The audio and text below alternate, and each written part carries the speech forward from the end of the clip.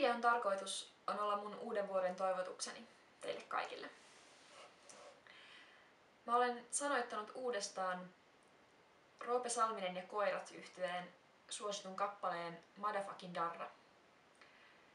Nämä mun uudet sanat käsittelee pääasiassa viime vuoden Suomen päivänpoliittisia tapahtumia ja niihin liittyviä ilmiöitä.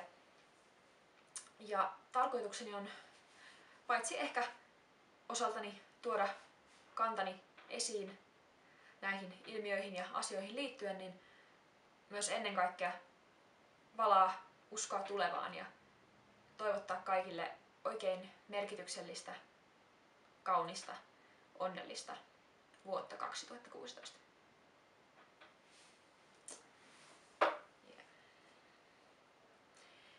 En tiedä mitä päätetään ja mikä on vaan huhu. Televisioon Sipilä pääsee puhuu. Kaik on niin ja näin, Stubbin luvut väärinpäin. Talouden kelkasta jäin, kilpailukyky loikkaa. Facebook-kohut kiihtyy, viihtyy somettajat. Kielenkäytön syyksi riittää huonot ajat. Joku pistää ryhmän pystyyn, nyt suljetaan rajat. Toinen postaa vastaukseksi #vituvajaat. Koulutus- ja tutkimusleikkausten myötä hallitus uskoo, et Suomeen saadaan lisää työtä. Koulutus- ja tutkimusleikkausten myötä. Tässä on ollut vähän kaikenlaista säästöä. Sote-sopu, leikkauslista ja vääntö. Mä sanon sulle, hei Sipilä, Sipilä herää. Hei Sipilä, mä vihaan tätä leikkauspolitiikkaa. Tulevaisuus ei voi väistää siitä minä. Mä sanon sulle, hei Sipilä, Sipilä herää. Hei Sipilä. En tiedä mitä klikata, en tiedä mitä jakaa. MV-lehti, Hesari vai vauva-aihe vapaa. Ei säästöt lopu siellä, ne pitää miehen tiellä. Se täytyy vaan niellä, työllisyysloikka. Talous on nyt kuralla, suhdanteet pielessä. Turvapaikanhakijoilla vaan pahat mielessä.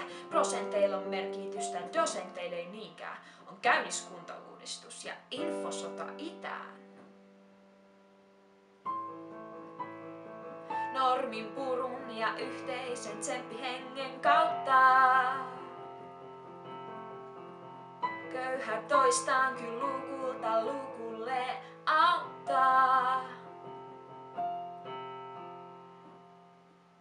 Oma laiskuus se vie sut vaan ennenaikaiseen hautaan. Tässä on ollut vähän kaikenlaista säästöä. Sote-sopu, leikkauslista ja vääntö. Mä sanon sulle, hei Sipilä, Sipilä herää.